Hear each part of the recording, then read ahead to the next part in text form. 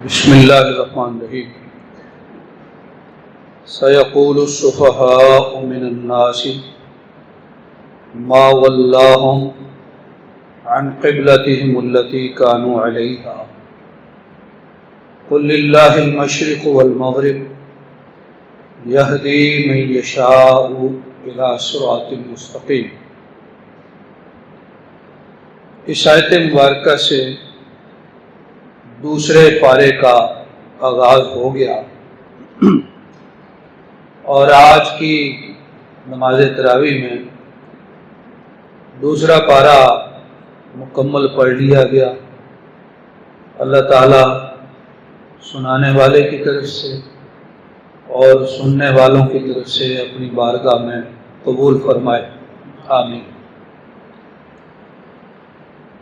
اس ابتدائی آیت میں اور اس کے بعد کی آیات میں اللہ تبارک و تعالیٰ نے تحویل قبلہ کے واقعہ کی طرف اشارہ فرمایا ہے۔ تحویل قبلہ کا مطلب ہے قبلہ کی تبدیلی۔ جب مسلمان ہجرت کر کے مکہ سے مدینہ چلے گئے تو وہاں جا کے قبلہ مکے والا جنوب کی طرف رہ گیا اور بیت المقدس شمال کی طرف۔ مدینہ منورہ ان دونوں کے درمیان میں ہے۔ حضرت صلی اللہ علیہ وسلم نے بیت المقدس کی طرف رخ کر کے نماز پڑھنا جاری رکھا اور اس پر 16 یا 17 مہینے گزرے۔ آپ یہ چاہتے تھے کہ میرا قبلہ مکہ شریف والا بیت اللہ مقرر کر دیا جائے، تو اللہ تعالیٰ نے یہ آیات نازل فرمائی، فَوَلِّ وَجْهَكَ شَطْرَ الْمَسْجِدِ الْحَرَامِ، اے میرے محبوب صلی اللہ علیہ وسلم، آپ اپنا چہرہ مسجد الحرام کی طرف پھیر لیں۔ آپ کو حکم ہوا، آپ نے رخ اس طرف کر لیا۔ کوئی صحابی مسجد نبوی میں نماز پڑھ کے مدینہ کے ایک باہری محلے میں گیا، وہاں عصر کی نماز ہو رہی تھی، بیت المقدس کی طرف منہ کر کے اس نے دوران نماز ہی آواز لگا دی کہ قبلہ بدل دیا گیا ہے۔ لہذا وہ صحابہ نماز کے دوران ہی پھر گئے بیت اللہ شریف کی طرف۔ اس مسجد کا نام مسجد قبلہ تین ہو گیا۔ جو لوگ حج اور عمرہ پر جاتے ہیں، مدینہ منورہ بھی جاتے ہیں، وہ مسجد قبلہ تین کی عموماً زیارت کر کے آتے ہیں۔ یہ وہ مسجد ہے جس میں ایک ہی نماز میں 2 قبلوں کی طرف رخ کیا گیا۔ یہود مدینہ نے اس بات کو بہت اچھالا کہ یہ کیا ہوا کہ محمد صلی اللہ علیہ وسلم ہمارے قبلے کی پیروی کر رہے تھے اور انہوں نے ہمارا قبلہ چھوڑ دیا، مکہ والے قبلے کی طرف رخ کر لیا۔ تو اللہ تعالیٰ نے فرمایا یہ اللہ کی مرضی ہے کہ جس طرف چاہے رخ کرنے کا حکم دے۔ ہم دیکھیں گے کہ رسول کی پیروی کون کرتا ہے اور کون اس معاملے کو سامنے رکھ کے دین سے پھر جاتا ہے۔ اللہ کی مرضی ہے، جس طرف چاہے رخ کر کے عبادت کرنے کا حکم دے۔ اگلی آیات میں اللہ تبارک و تعالیٰ نے فرمایا ایمان والو، نماز اور صبر کے ذریعے اللہ سے مدد مانگا کرو۔ کل کی ایک آیت مبارکہ میں بھی یہ اشارہ آیا تھا۔ تو نماز اور صبر کی ایک اعلیٰ قسم ہے روزہ، یہ اللہ سے مدد مانگنے کے ذرائع ہیں، ان کے ذریعے اللہ سے مدد مانگی جائے۔ اور یہاں یہ واضح فرما دیا کہ آزمائشیں آئیں گی تمہاری زندگی میں بھوک کی آزمائش، خوف کی آزمائش، مالوں اور جانوں اور پھلوں میں کمی کی آزمائش، فرمایا آزمائشوں میں صبر کرنے والوں کو آپ خوشخبری دیں۔ کوئی جان دنیا سے چلی جائے تو یہ بڑی آزمائش ہے، کسی کا کوئی پیارا فوت ہو جائے، انتقال کر جائے، لیکن کرنا کیا ہے؟ صبر۔ الصبر عند الصدمۃ الاولی، حدیث شریف میں فرمایا فوراً صبر۔ ایسے نہیں ہے کہ پہلے واویلا کر لیا، رو دھو لیا، چند دن اور بعد میں کہا جی ہمارا صبر ہے۔ صبر فوراً کرنا۔ فرمایا جو لوگ صبر کرنے والے ہیں ان پہ اللہ کی رحمتیں ہوتی ہیں، اللہ کی برکتیں ہوتی ہیں، اور وہ لوگ ہدایت یافتہ ہیں۔ یا اللہ تعالیٰ نے فرمایا لوگوں زمین میں سے حلال اور طیب چیزیں کھایا کرو۔ تو اس کی اہمیت اتنی ہے کہ اللہ تعالیٰ نے ایک مقام پہ صرف رسولوں کو مخاطب کر کے فرمایا اے میرے رسولوں پیغمبروں حلال اور طیب کھایا کرو۔ لہذا عام اہل ایمان کو بھی اسی کا حکم دیا گیا۔ اور ایک حدیث شریف میں آتا ہے کہ مسافر اور روزے دار اور چند ایسے لوگ ہیں جن کی دعائیں قبول ہوتی ہیں، جلدی قبول ہوتی ہیں۔ مسافر ہے، سفر سے تھکا ماندہ، اس کے کپڑے گرد آلود، بال بکھرے ہوئے، غبار پڑا ہوا، دعائیں کرتا ہے یا اللہ قبول کر لے، قبول کر لے۔ فرمایا انا یستجاب لہ، اس کی دعا کیسے قبول کی جائے جبکہ اس کا کھانا حرام کی کمائی کا، اس کا پینا حرام کی کمائی کا، اس کا پہننا یعنی اس کا لباس حرام کی کمائی کا، اور اس کی ساری غذا حرام کی، تو کس طرح اس کی دعا قبول کی جائے؟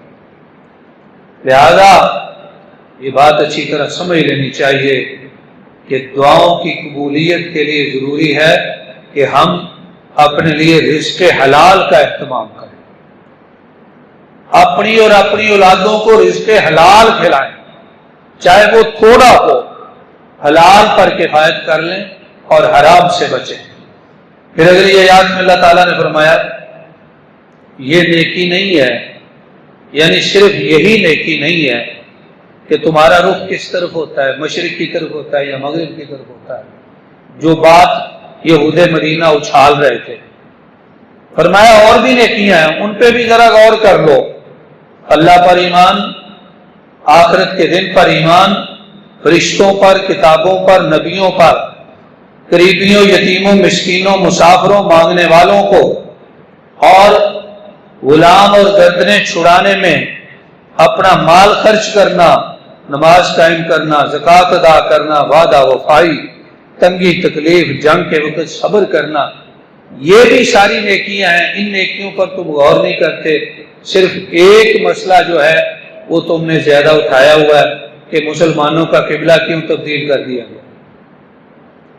اس پہ بھی توجہ دلائی کہ ساری نیکیوں کو سامنے رکھو۔ پھر اگلی آیات میں اللہ تعالیٰ نے قصاص کا حکم فرمایا، پھر وصیت کا حکم فرمایا۔ وصیت کی بات اس طرح شاید آگے نہ آئے تو یہاں مختصراً عرض کیے دیتے ہیں۔ وصیت کے حوالے سے ایک تو رسول اکرم صلی اللہ علیہ وسلم نے فرمایا جو بندہ کسی بات کی وصیت کرنا چاہتا ہے اس کے لیے درست نہیں ہے کہ ایک دن اور رات بھی خالی گزر جائے، بلکہ اس کی وصیت اس کے پاس لکھی ہوئی ہونی چاہیے، اس لیے کہ انسان کی زندگی کا کوئی پتہ نہیں کب وہ دنیا سے چلا جائے اور اس کا ارادہ اس کے دل کے اندر ہی رہے اور وہ اپنی وصیت لکھ نہ سکے، کسی کو بتا نہ سکے۔ فرمایا آج ہی لکھ لے۔ دوسری بات، جو بندہ مرد یا عورت کسی کا وارث بن رہا ہے، بیٹا بیٹی یا کسی اور طرح وارث ہے، اس کے بارے میں وصیت نہیں کی جا سکتی یعنی کوئی کہے کہ میرے مرنے کے بعد میرے فلاں بیٹے کو اتنا زیادہ دے دو، فلاں کو کم دے دو، یہ نہیں ہو سکتا۔ اس لیے کہ جن کا حصہ اللہ اور اللہ کے رسول نے مقرر کر دیا ہے ان کے بارے میں وصیت نہیں ہو سکتی۔ اور اسی کی روشنی میں ہم یہ سمجھتے ہیں کہ بعض لوگ جو کہہ دیتے ہیں پھر اخباروں میں اشتہار دے دیتے ہیں، آق نامہ، میں نے اپنے فلاں بیٹے کو اپنی جائیداد سے آق کر دیا، یہ بھی درست نہیں۔ اس لیے کہ جو حصہ اللہ اور اللہ کے رسول نے کسی کا مقرر کیا آپ وہ ختم نہیں کر سکتے۔ یہ کہہ سکتے ہیں کہ اس کے لین دین سے ہمارا تعلق نہیں، یہ بات ٹھیک ہے، لیکن یہ کہنا کہ منقولہ اور غیر منقولہ جائیداد سے اسے نکالا جاتا ہے، یہ درست نہیں۔ پھر وصیت کے حوالے سے یہ بات بھی سمجھنا ضروری ہے کہ کل مال کی 1/3 وصیت میں دی جا سکتی ہے، اس سے زیادہ نہیں، اس سے اگر کم کیا جائے تو بہتر۔ اگلی آیات میں اللہ تبارک و تعالیٰ نے روزے کا حکم فرمایا اور رمضان شریف کی فضیلت بیان فرمائی، پھر اللہ تعالیٰ نے حج کے احکام بیان فرمائے۔ حج کے حوالے سے بنیادی بات یہ فرمائی، اتم الحج والعمرۃ للہ، حج کرو اللہ کے لیے، عمرہ بھی کرو اللہ کے لیے۔ کوئی بھی عبادت اس وقت تک قبول نہیں ہوتی جب تک اس میں اللہ کی رضا کی خالص نیت نہ کر لی جائے۔ لہذا حج و عمرے والا پہلے اپنی نیت اللہ کی رضا کے لیے خالص کر لے۔ پھر یہاں دعا کی تعلیم دی ہے کہ حج میں زیادہ مواقع پر یہ دعا پڑھی جائے گی، ربنا آتنا فی الدنیا حسنہ وفی الآخرۃ حسنہ وقنا عذاب النار۔ اب حج کے معاملے میں اور عمرے کے معاملے میں بھی کچھ افراط و تفریق ہے کہ بعض لوگوں نے وہاں کے ہر مقام کے لیے کوئی نہ کوئی دعا بنا لی ہے، وہ منقول نہیں ہے، مسنون نہیں ہے، نبی کریم صلی اللہ علیہ وسلم اور صحابہ کرام سے ثابت نہیں ہے، لیکن لوگوں نے بنائی ہوئی ہے۔ اور وہاں جب چلے جائیں تو جو بھی صاحب علم ہوتا ہے اس سے لوگ بات بات پوچھتے ہیں یہاں کیا پڑھنا ہے، یہاں کیا پڑھنا ہے۔ تو ہر جگہ کی کوئی دعا خاص نہیں ہے، زیادہ سے زیادہ نبی کریم صلی اللہ علیہ وسلم سے یہی دعا پڑھنا جو ہے منقول ہے۔ جو دعا آپ کے جی میں آیا آپ وہاں مانگے، خاص وہاں مقرر نہیں کی گئی۔ تو ایک تو اس حوالے سے بعض لوگ افراط کا مظاہرہ کرتے ہیں اور بعض لوگ تفریط کا مظاہرہ کرتے ہیں کہ وہاں جا کے دعا سے اور نماز سے اور عبادت سے غافل رہتے ہیں اور اپنے کمروں میں ہوٹلوں میں آرام کو ترجیح دیتے ہیں، جو کہ بہت بڑی کوتاہی ہے۔ اس لیے افراط و تفریط سے بچنا چاہیے۔ اللہ نے حکم فرمایا ہے کہ حج میں زیادہ سے زیادہ دعائیں کی جائیں۔ اس کے بعد اللہ تبارک و تعالیٰ نے یہاں کچھ خانگی مسائل بیان فرمائے عورتوں کے حوالے سے، اور ان مسائل کے دوران میں طلاق کے احکام کا ذکر آ گیا ہے۔ طلاق کے بارے میں بنیادی بات یہ فرمائی کہ الطلاق مرتان، طلاق رجعی 2 مرتبہ ہے، یعنی ایک مرتبہ بندے نے طلاق دی اس کے بعد رجوع کر سکتا ہے، اگر دوسری مرتبہ بھی دے دے پھر بھی رجوع کر سکتا ہے، تیسری مرتبہ دے دے تو رجوع نہیں کر سکتا۔ لیکن اس مسئلہ کو سمجھنے میں بھی بہت بڑی کوتاہی ہوئی۔ یہاں چونکہ ہمارے ہاں احناف کی کثرت ہے تو ان کے قاعدے کے مطابق اگر کوئی شخص ایک موقع پر ایک ہی مجلس میں ایک ہی جگہ پہ 3 دفعہ طلاق طلاق طلاق کہہ دیتا ہے تو تینوں طلاقیں، جب تینوں طلاقیں ہو گئی ان کے خیال میں تو وہ تیسری کے بعد والے احکام نافذ کر دیتے ہیں۔ حالانکہ 3 طلاقیں اور چیز ہے، تیسری کو واقعہ کرنا اور چیز ہے۔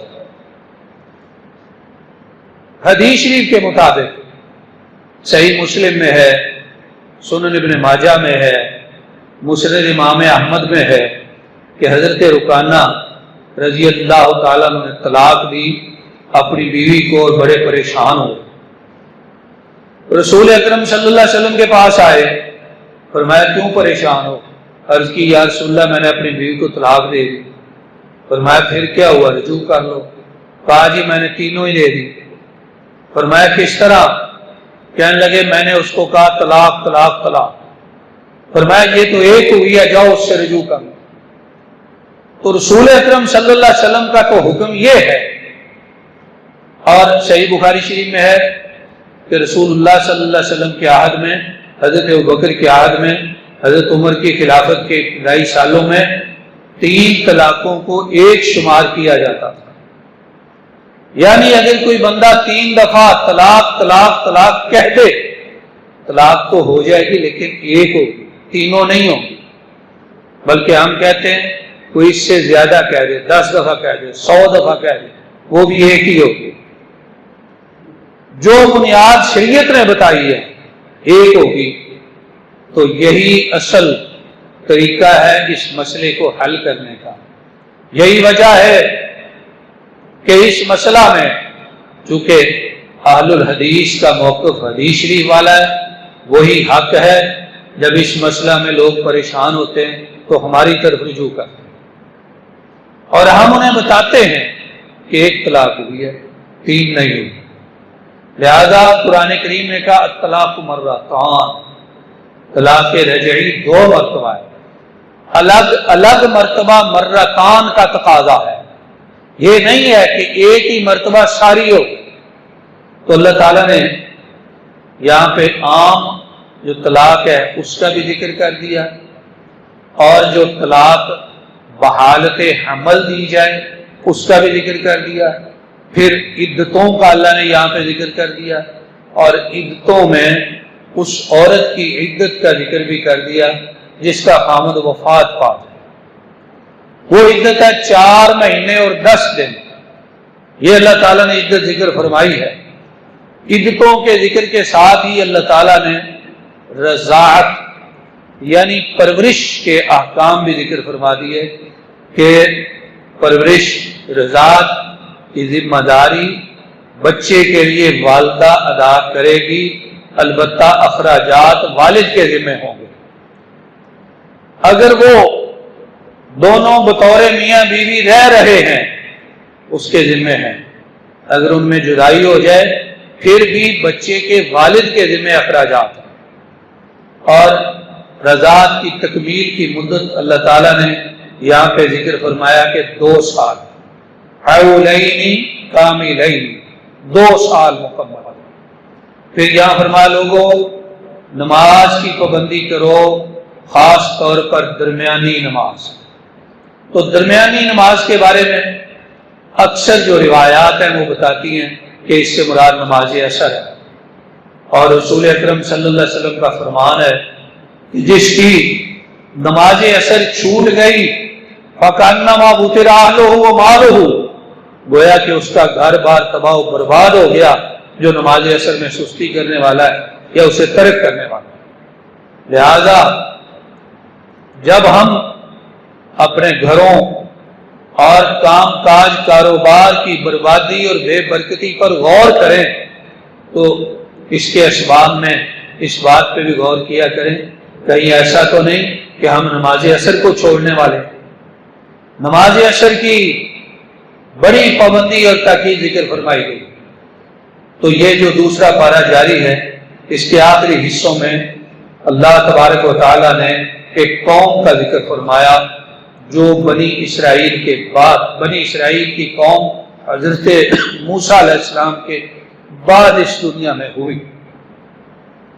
ان کے نبی کا نام ہے حضرت شمویل علیہ السلام۔ ہوا یہ کہ کافروں نے مسلمانوں کے علاقے پہ حملہ کیا اور ان کے بچوں اور عورتوں کو قیدی بنایا مال لوٹ کے لے گئے۔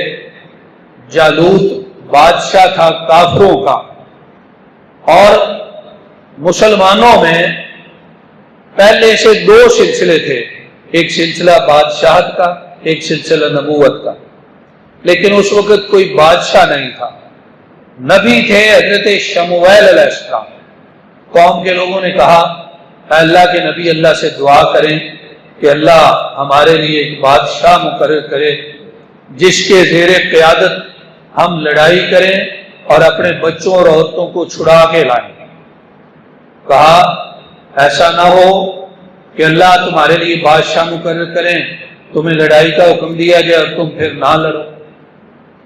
کہنے لگے یہ کیسے ہو سکتا، جبکہ ہمیں گھروں سے بے گھر کیا گیا، ہمارے بچوں کو قیدی بنایا گیا، ہم لڑیں گے۔ فرمایا اللہ نے حکم فرمایا ہے کہ تمہارے اندر ایک شخص ہے طالوت، اس کو بادشاہ بنا لیا جائے۔ کہنے لگے وہ بادشاہ کیسے ہو سکتا ہے، لم یؤت سعۃ من المال، اس کے پاس تو مال کی وسعت نہیں ہے۔ گویا انہوں نے یہ سمجھا تھا کہ بادشاہ ہونے کے لیے بڑا مالدار ہونا ضروری ہے، اور رسول اکرم صلی اللہ علیہ وسلم کی رسالت پر جب مشرکین مکہ اعتراض کرتے تھے تو ان اعتراضات میں سے ایک اعتراض یہ بھی تھا کہ یہ کیسے اللہ کے نبی ہیں کہ ان کے پاس مال ہی نہیں ہے۔ مکہ اور طائف کی دو بستیوں میں سے کسی مالدار کو اللہ نے نبی کیوں نہیں بنایا؟ یہاں بھی یہ اعتراض ہوا، کہنے لگے اس کے پاس مال نہیں ہے۔ فرمایا اللہ نے اس کو کیا کیا ہے، بسطۃ فی العلم والجسم، اللہ نے اس کا جسم بھی مضبوط بنایا ہے، اللہ نے اس کا علم بھی مضبوط بنایا۔ لہذا قرآن پاک کے ان الفاظ سے ہمیں یہ بات معلوم ہوتی ہے کہ قیادت کے لیے، لیڈر بننے کے لیے، اسلام کا، اسلامی جماعت کا رہنما بننے کے لیے ضروری ہے کہ بندے کا علم مضبوط ہو اور بندے کا جسم مضبوط ہو۔ مالی طور پر اگر کمزور بھی ہو تو حرج نہیں ہے۔ کہا کہ نکلو، نکل پڑے۔ طالوت مسلمانوں کا بادشاہ مسلمانوں کے لشکر کو لے کے نکلا، جالوت کافروں کا بادشاہ، اس سے لڑائی کرنی تھی۔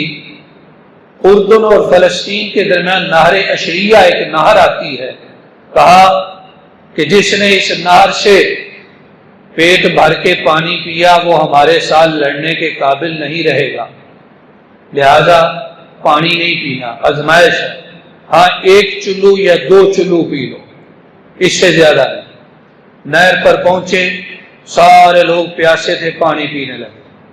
اب مفسرین کی آراء ہیں 7,000 یا 70,000 کا یہ لشکر تھا، وہ سارے کا سارا پانی پینے کی وجہ سے وہیں گر گیا، کسی میں سکت نہ رہی آگے بڑھنے کی۔ چند لوگ تھے اور وہ کتنے تھے، 313۔ وہ آگے بڑھے، کافروں کا لشکر بڑی تعداد میں تھا، ان کے ساتھ مڈ بھیڑ ہوئی تو مسلمانوں کے لشکر میں سے ایک سپاہی تھے داؤد، انہوں نے جالوت بادشاہ کو قتل کر دیا۔ یہی داؤد جو ہے بعد میں اللہ کے نبی بن گئے۔ بعض روایات میں آتا ہے کہ حضرت داؤد کے اور بھی بھائی تھے، تو ان کے والد اپنے سارے بیٹوں کو لے کے جہاد کے لیے نکل گئے، داؤد کو پیچھے چھوڑ گئے۔ داؤد بکریاں چرا رہے تھے تو وہاں انہوں نے چند پتھر دیکھے، وہ بول رہے ہیں کہ داؤد ہمیں اٹھا لو اور ہمارے ذریعے جالوت کو قتل کرو۔ لہذا جناب داؤد نے وہ پتھر اٹھائے اور بھاگتے ہوئے لشکر میں جا ملے۔ وہ جو جالوت بادشاہ تھا کافروں کا، اس نے لوہے کی زرہ پہنی ہوئی تھی، اپنے آپ کو لوہے میں بند کیا ہوا تھا، اس کی پیشانی پر زرہ میں تھوڑا سا سوراخ تھا۔ حضرت داؤد نے سیدھا ہاتھ سے نشانہ مارا یا گلیل سے نشانہ مارا پتھر کا، اور وہ وہیں پہ جا کے لگا، ایسا سخت لگا کہ اس کا سر پھٹ گیا اور اس کی کھوپڑی میں سوراخ ہو گیا، خون بہنے لگا، جس سے اس کی موت واقع ہو گئی۔ جب وہ مر گیا، کافروں کے لشکر کو شکست ہو گئی، تو بعد میں بادشاہ نے، جو مسلمانوں کا بادشاہ تھا طالوت، اس نے اپنی بیٹی کی شادی حضرت داؤد سے کر دی۔ اس طرح حضرت داؤد کو اللہ تعالیٰ نے بادشاہت عطا کر دی اور پھر اللہ نے انہیں نبوت بھی عطا کر دی۔ تو ان کی ذات میں آ کے نبوت اور بادشاہت دونوں چیزیں جمع ہو گئی، جیسا کہ کل اشارہ گزرا تھا کہ حضرت داؤد و سلیمان ہمارے عقیدے کے مطابق اللہ کے نبی بھی، لہذا یہ واقعہ جو ہے آخر تک، اس پارے کے آخر تک چلتا ہے، اور آخری آیت میں اللہ فرماتے ہیں تِلْكَ آیات اللہ نَتْلُوهَا عَلَيْكَ بِالْحَقِّ وَإِنَّكَ لَمِنَ الْمُرْسَلِينَ۔ اے میرے نبی جناب محمد مصطفیٰ صلی اللہ علیہ وسلم، یہ جو آیات ہیں ہم آپ کو حق کے ساتھ پڑھ کے سناتے ہیں۔ اِنَّكَ لَمِنَ الْمُرْسَلِينَ، تاکید کے 2-3 لفظ بولے، پکی بات ہے، سچی بات ہے، آپ اللہ کے رسول ہیں، رسولوں میں سے ہیں، یعنی آپ غمزدہ نہ ہو، منکرین رسالت کے اعتراضات پر آپ پریشان نہ ہو، آپ جمع خاطر رکھیں، اپنے دل کو مضبوط رکھیں اور اس بات پر ایمان رکھیں کہ آپ یقیناً اللہ کے پیغمبروں میں سے ہیں۔ تو یہ آیت مبارکہ ہے دوسرے پارے کی آخری آیت۔ یہیں تک آج کی نماز تراویح میں قرآن پاک کی تلاوت کی گئی، دوسرا پارہ ختم ہوا، تیسرے پارے کے مضامین کے ساتھ انشاءاللہ آئندہ گفتگو میں ہم حاضر ہوں گے۔ اللہ تعالیٰ سے دعا ہے کہ اللہ تعالیٰ ہمیں اپنی کتاب کو سمجھنے اور اس پر عمل کرنے کی توفیق عطا فرمائے، آمین۔ وآخر دعوانا ان الحمد للہ رب العالمین۔